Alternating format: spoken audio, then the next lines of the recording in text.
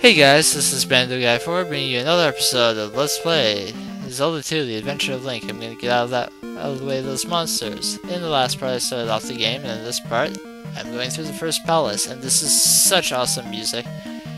I'm gonna take advantage of this palace to give you some of my opinions on this game. No, I do not hate this game. I actually very much enjoy this game. That doesn't mean that I don't suck at it, nor does it mean I don't think it's hard as hell. I just enjoy the game. One of the main reasons for that is this fantastic music. This game has such great music, but it often gets overlooked because people hate this game. So those guys that are hopping around, those jackal-looking guys, they will take a little bit of life from you, but worse than that, they'll take away your experience when they hit you too, and you just do not want that. Experience is not something to be squandered by taking pointless hits.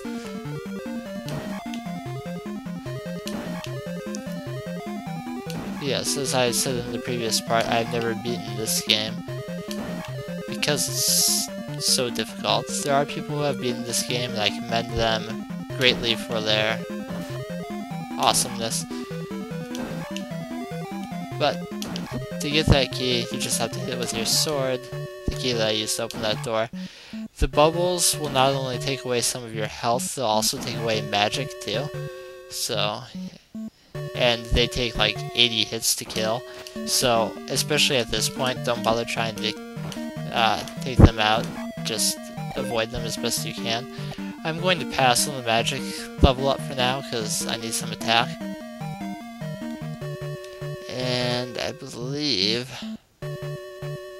you go past that for now. Or I suppose now you don't have to, but whatever. Okay, so I'm gonna keep coming this way, and if I don't get distracted by bugs crawling on the floor for this Stalfos, I'll be fine. You can get a life upgrade there. You can choose when to level up, so just because you have enough experience to increase one of your stats, don't feel obligated to do so. You can level up in whichever ways you want up until everything gets to level 8. At that point, when you get enough experience to level up, you'll get extra lives instead. So you can see on this screen I have 2 lives right now, and if you get a game over, your progress towards your next level is reset to 0. And you also go back to the starting spot. No matter where you are in the game, you'll start off back there. And in this game, it is not as it's a lot worse than when that happened in Zelda 1. You definitely don't want it to happen in this game. So I'm gonna try and take this guy out without taking any more hits, because I can't restore my life yet. And if you're just patient, this one in particular won't give you too much trouble. And now I can get my attack up, so if I happen to die, I won't be quite so upset. Also, these statues, often if you hit them, they'll give you a red magic pot that will refill all of your magic. And I take one more hit and I am so dead. I don't see my life at all. Usually I at least see a little bit of life before I die. I was hoping, since this is actually the second time I'm recording this, that I could die this time without, dying in the first temple. Although I suppose the other time I got a game over in the first temple, so as long as I don't die 3 times here, it'll be all good. Now, this fairy is very nice, but no, I think I have to take it. Now it won't come back until I get a game over and return to this palace, but that's okay because I needed the life now. There's not really anything else I can do about it. Except for not suck, but that's not something I can do in an instant, unfortunately. So now I'm going to go back to this spot that I skipped before. And down here, there's a lot of bubbles. And if you know how to avoid all of these, I commend you greatly. I basically just let myself get hit a couple times because I don't know how to avoid them. Sometimes sometimes I'll even get hit more than a couple times. So this room, it's good to be careful and they knock me back. Stupid blue bots that jump at you. Hate them! I can hate everything in this game, except for the music and most of the game. So I like to jump along this path, and there's a pea bag that I always try to get, and I did that time. Very good. I'm not sure how I'm going to get down there without dying. Just run, I guess. So, not that it really matters, but I'm going to use shield here, because there are strong enemies over here. And since this guy's not in a small enclosed space like the other one, I find it much more difficult to kill than the first one. And there's my first death. So that's what it looks like when you die, and for some reason I feel like the screen isn't supposed to scroll down like that when you die. I don't know why it is, but whatever. So far as I can tell, it hasn't affected gameplay in any way, so it's not just on the video, it's with me playing too. I'm going to wait, and now get life. I'll get magic shortly. Actually, I'll get magic now. Alright. And here's the first instance of a dark nut. You might recall how much I hate dark nuts from my Zelda 1 LP. And here, your best bet is to kind of jump and try and time your hit to hit them in the head. I'm not very good at doing so in open areas, but well, I don't really have a choice. So with my other key I will unlock that, and here's a candle which will light up caves for us. So it actually serves no purpose in this dungeon, but whatever. It works. So now I need to head back and not forget that bots are going to jump at me. I'm getting very lucky with P-bag drops today, aren't I?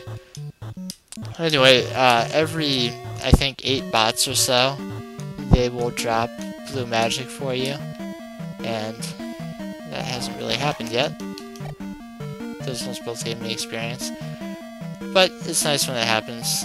Honestly, I prefer experience, because I try to use spells as sparingly as possible, but you can't always avoid using them, and this one always chases you, but this time it didn't get up there in time to hit me before I got off the screen. So I'm almost done with this dungeon, and there's another bot, and I'm looking at my computer screen to make sure that it's recording properly, and it's going to end up killing me, I'm sure. So that's the last elevator you have to take in this area. And I should do much better against this dark nut. I just feel like I'm better at fighting dark nuts in closed spaces. I don't know why, but that's just how it is for me. Stealthers are actually really easy to kill if you're focused, and if they're on a higher area than you like that, then they can't really hurt you. So, here's another Guraya. Or, not a Guraya, this is a, what are you called? I have no idea what this guy is called. I'll put an annotation when I figure out what his name is. Anyway,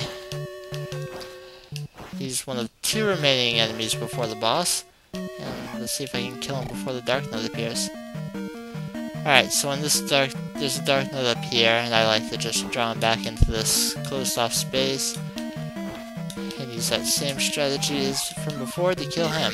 And he gave me a pea bag. Wow, I'm getting just so lucky today. Ah, not quite. Oh crap. I think I just made a huge mistake. How do I get back?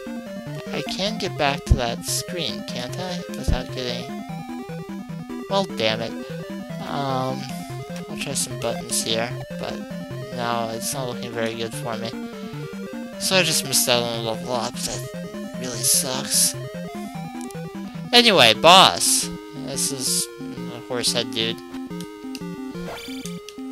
And he has a mace, but similar to how you would fight the dark nuts. Just leap, strike at his head, and then move away before he gets the chance to hit you. I should probably use shield.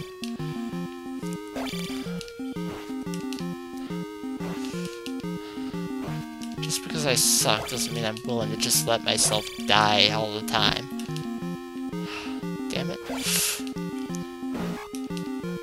Commentary won't be a big portion of this LP, because I kind of need to focus if I don't want to die all the time. Awesome! Attack! Okay, now, what's important...